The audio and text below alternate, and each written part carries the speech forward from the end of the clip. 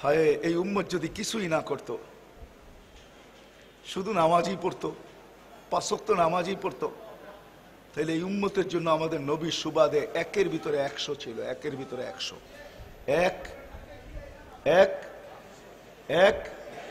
100 আল্লাহ নবীর সুবাদে আমাদের সাথে ওয়াদা করতেছেন।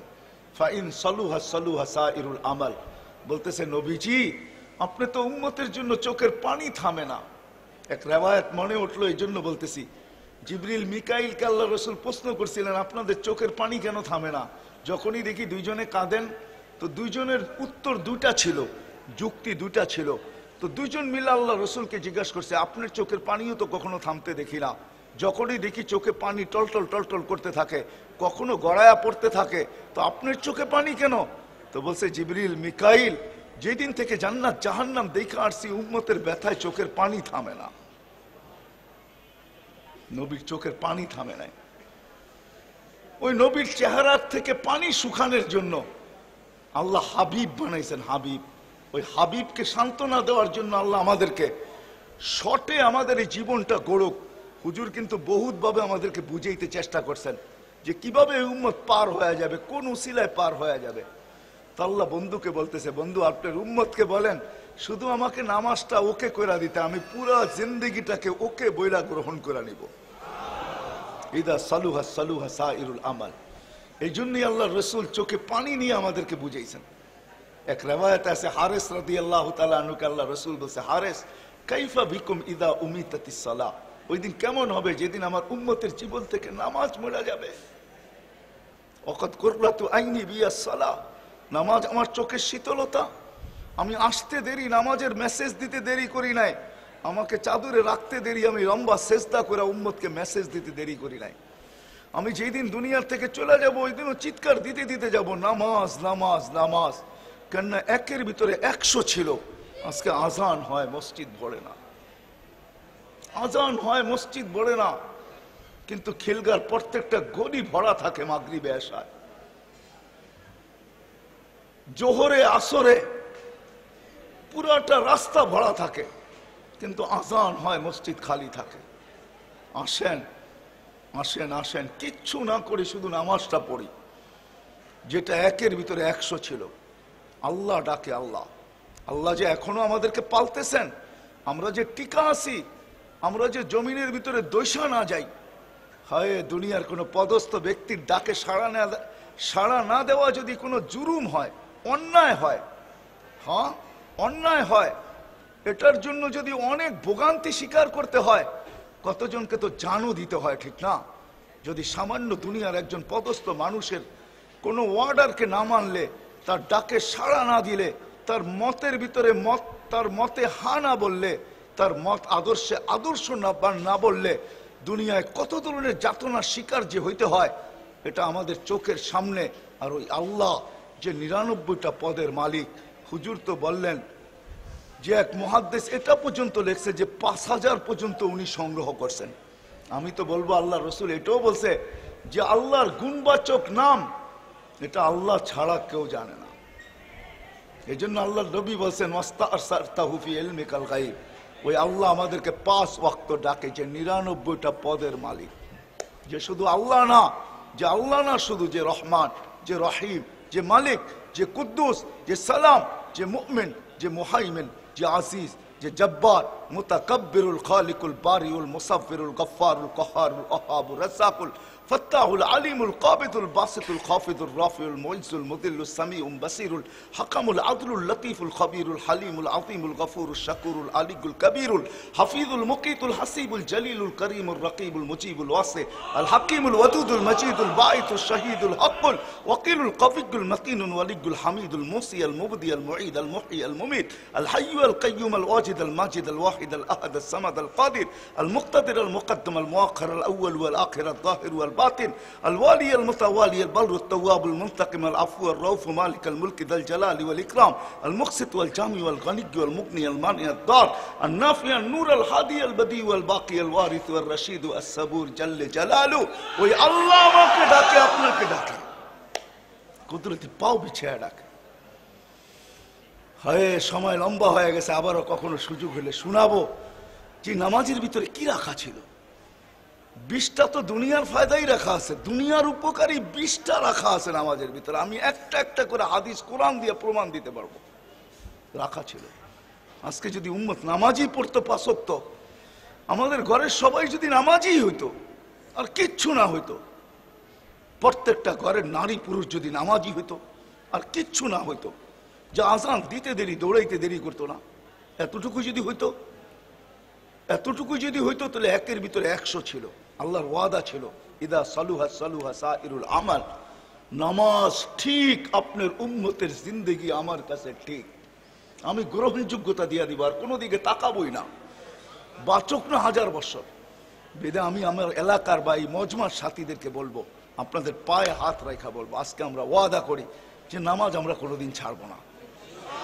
ওয়াদা? হ্যাঁ হ্যাঁ।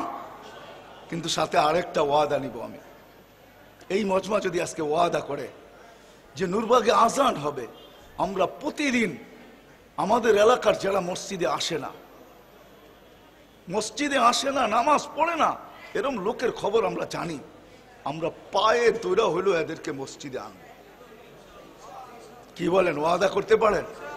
এই কাজটা তো আমরা করতে পারি, যে পায়ে দৌড়া হইলো, দোকান চলুক, তাতে আমার কোনো দ্বিধা নাই, আমার কোনো আপত্তি নাই, খাওয়া চলুক, আমার কোনো আপত্তি নাই, কিন্তু আজান হইলো, আমি পায়ে ধরে যদি বলি নামাজটা পড়ো তারপরে দোকান চালাও, নামাজটা পড়ো তারপরে খাও, ও মেরে দোস্ত, পায়ে ধরলেন ইজ্জত যাবে না, ইজ্জত যাবে না, কসম খোদার যাবে না। হতে পারে কারো পায়ে ধরা আপনার পছন্দ হয়ে গেছে আল্লাহর কাছে, শুধু জীবনে একজনের পা ধরছেন, একজনের, ওটা আল্লাহর কাছে গ্রহণযোগ্যতা পাইছে। এই পাও ধরা দেখাই আল্লাহ কিয়ামতের দিন পার করায় দিবে। 1 গ্লাস পানি দিয়া যদি পার করাইতে পারে, একটা নেকি দিয়া যদি পার করাইতে পারে, তাহলে আল্লাহর জন্য পাও ধরা এটা বহুত বড় ব্যাপার, এটা বহুত বড়, এত বড় যে আকাশ জমিন সৃষ্টি এক পাল্লায় দিলেও এই পাও ধরার মোকাবেলা করার মতো ওয়েট এদের ভিতরে নাই, আমার বিশ্বাস। এই জন্য করবো তো, হ্যাঁ সত্য। আর এই মাদ্রাসার সাথে আমরা সম্পর্ক রাখি। ও মেরে দোস্ত, এটি যতদিন টিকা থাকবে, এই পরিবেশ যতদিন থাকবে আমাদের মাঝে, কসম খোদার, এই পরিবেশ যদি না থাকে, আমি তো এটা বলি, সবসময় বলতেছি, আমার আরো দিন দিন ইয়াকিন বাড়তেছে যে মাদ্রাসার এই পরিবেশ বাংলাদেশে থাকার কারণে, মসজিদের পরিবেশ থাকার কারণে, মক্তবার হেফজোখানার পরিবেশ থাকার কারণে, আজানের পরিবেশ থাকার কারণে, নামাজির পরিবেশ আর পর্দা নিশিনের পরিবেশ থাকার কারণে আমাদের দেশে হাজার হাজার লক্ষ লক্ষ যুবক আছে যারা নিজেদেরকে আল্লাহর ভয়ে লজ্জাপতির মতো গুটায় নিছে। এই পরিবেশ থাকার কারণে বাংলাদেশ গরিব হইতে পারে। আমি সারা দুনিয়া ঘুরা বলতেছি, মক্কা মদিনা ভিন্ন জিনিস, আমার মতো তুলনা করার ক্ষমতা আপনাদের আছে কিনা, তাকাব্বুর যদি হয় ভাবেন তাহলে আপনি ভাবতে পারেন, কিন্তু আমি তুলনা করে দেখছি বাংলাদেশের দ্বিতীয় কোনো দেশ দুনিয়াতে আল্লাহ, মক্কা মদিনা ভিন্ন জিনিস, দ্বিতীয় কোনো দেশ আল্লাহ পয়দা করেন নাই। বাংলাদেশের কোনো দ্বিতীয় নাই। আল্লাহ এই জমিনকে এরকম বরকতি বানাইছে, আপনি এরকম বরকতি, এরকম রহমতি শুধু এই পরিবেশগুলা থাকার কারণে। বিধা আমরা যদি নূরবাগের পরিবেশটাকে বা আমাদের এই পুরা ওয়ার্ডের ভিতরে, যেরকম কমিশনার সাহেব বললেন, আমাদের পুরা ঢাকা শহর, পুরা দেশের এই পরিবেশগুলো যদি আমরা টিকিয়ে রাখতে পারি, এটার জন্য আমাদেরকে বেশি কিছু করতে হবে না।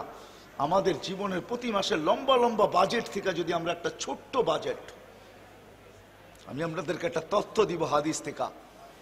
আল্লাহ রসুল আমাদেরকে হুকুম করছেন যে বিজাতিরা চিকিৎসা করবে ওষুধ দ্বারা, ও আমার উম্মত। এই জন্য কোন আমেরিকান ডাক্তারের কথা আছে আমার কাছে, তার অডিও ক্লিপ আছে আমার কাছে, সে বলছে, শোনো, আমাদের সমস্ত ওষুধগুলো রাসায়নিক দ্রব্য দ্বারা তৈরি, যত তোমরা এই রাসায়নিক দ্রব্য থেকে বাঁচতে পারো তত বেশি সুস্থ থাকবে। যত বেশি রাসায়নিক দ্রব্যগুলা, একটা মেডিসিনও রাসায়নিক দ্রব্য ছাড়া না। কি কেমিক্যাল, কি রাসায়নিক দ্রব্য না?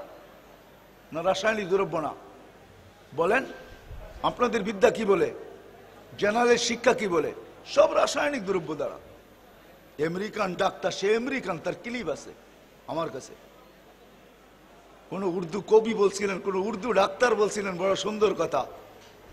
হ্যাঁ, এলাজ আগার হো সকে দোয়া সে, পরহেজ করো দাওয়া সে।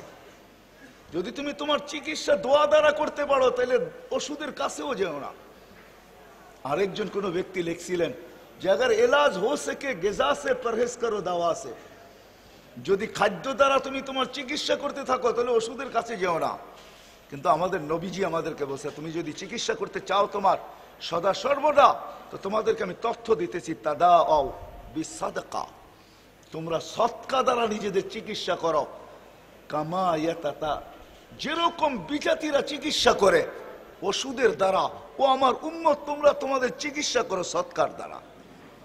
আমি আপনাদেরকে হাত পায়ে হাত রেখা বলবো, আপনার জীবনের লম্বা বাজেটগুলা, প্রতি মাসের বাজেটের ভিতর থেকে এই পরিবেশের জন্য যদি আমি একটা ছোট্ট বাজেট নির্ধারণ করি, সেটা হোক না 100 টাকা, তাতে কিছু আসে যায় না। 100 টাকার একটা বাজেটই যদি হয় প্রতি মাসে, তাহলে বৎসরে 1200 টাকা হবে। 500 টাকার যদি একটা বাজেট হয়, বাজেট হয় 500 টাকার, তো বৎসরে 6000 টাকা হবে। ও মেরে দোস্ত, এটাই সত্য, এক গ্লাস পানি দিয়েও কিন্তু কিয়ামতের দিন পার পাওয়া যাবে। হাদিস বর্ণনা করার সময় আমার কাছে নাই। কিয়ামতের দিন এক নেকি দিয়েও পার হওয়া যাবে। এই উম্মতের জন্য সুযোগ আছে। সদকা দান যদিও কোন উম্মতের জন্য আখেরাতে প্রযোজ্য নাই, কিন্তু এই উম্মতের জন্য প্রযোজ্য আছে। দলিল আছে আমার কাছে। কিয়ামতের দিন এক ব্যক্তিকে এক নেকি দিয়ে সাহায্য করবে, তো আল্লাহ তাকে ডাকবে, তুই এই দিনে এক নেকি দিলি মানি? তো বলছে আল্লাহ আমার কাছে আসেই তো একটা, এটা আমার কি কাজে লাগবে? ওর কাজে লেগে যাক। তো আল্লাহর রহমতের জোশ আসবে, বলবে তুই আমার চেয়ে বড় দাতা হইতে চাস? তো যাকে দিছে সে তো জান্নাতি হয়ে গেছে। তো আল্লাহ ওই ব্যক্তিকে বলবে খুদ বিয়াদি আখিকা ওয়াদখুলিল জান্নাহ, ওর হাত ধর আর দুইজনে জান্নাতে দৌড় লাগা। এই উম্মতের জন্য কিয়ামতের দিনও দান কাজে লাগবে। এই জন্য আপনাদের কাছে আমার দরখাস্ত, আসেন। শুধু নূরবাগ বলতেছিলাম আমি, সারা বাংলাদেশের মাদ্রাসাগুলোর জন্য, হেফজোখানা, মক্তব, মসজিদ, এগুলাকে টিকায় রাখার জন্য, এই পরিবেশ টিকায় রাখার জন্য আজকে সৎকা হিসাবে হলো আমি আমার প্রতি বাজেটের থেকে, প্রতি মাসের বাজেট থেকে ছোট্ট একটা বাজেট নির্ধারণ করি। আর এটা মনে মনে ভাবি আল্লাহ এটা আখেরাতের জন্য সঞ্চিত করতেছি, দুনিয়ায় এটা তারা কিছু চাই না। এটা নিব তো তোমার কাছ থেকে আখেরাতে নিব। কি করতে রাজি?